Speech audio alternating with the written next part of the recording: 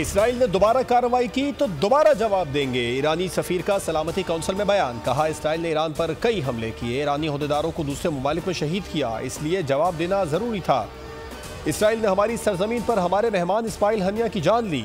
लबनान में ईरानी फौजी मुशीर को मौत के घाट उतारा गया। दमिश्क में ईरानी काउंसिल खाने को निशाना बनाया गया। बार बार हमलों के जवाब में जरूरी कदम उठाया गया।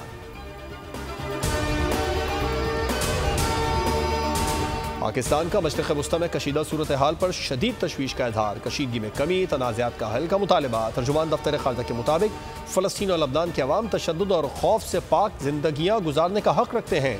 इसराइल ने इलाक़ाई अमन सलामती को ख़तरे में डाल रखा है। बैनुल अक़वामी बरादरी को कशीदगी में कमी के लिए फ़ौरी कार्रवाई करनी चाहिए। पाकिस्तान अक़वाम मुत्तहिदा की सलामती काउंसिल से ख़ित्ते में अमन व इस्तेहकाम बरकरार रखने के मुतालबे का इआदा करता है।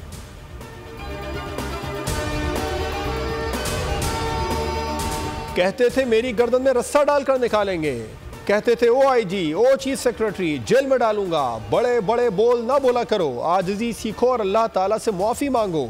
जैसा करोगे वैसा भरोगे। जेल में बैठे शख्स से पूछें कि खैबर पख्तूनख्वा के लिए क्या किया। सदर मुस्लिम लीग नून नवाज शरीफ का लाहौर में तकरीब से खिताब। कहा बदकिस्मती से हम 4 कदम आगे जाते हैं, 8 कदम पीछे कर दिया जाता है।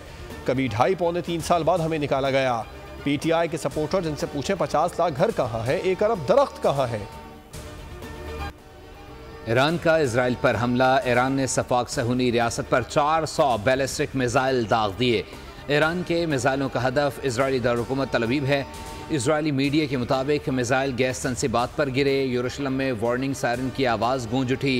ईरानी फ़ौज ने बताया ईरान और लबनान में कत्ल गारत के जवाब में बैलिस्टिक मिसाइल दागे गए। मिसाइल इस्फहान, तब्रेज़, खुरमाबाद से दागे गए।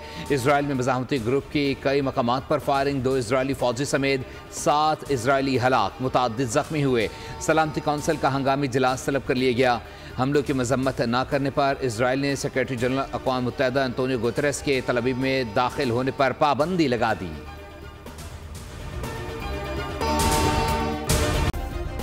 सब्सक्राइब करें और बेल दबाएं ताकि कोई खबर रह न जाए।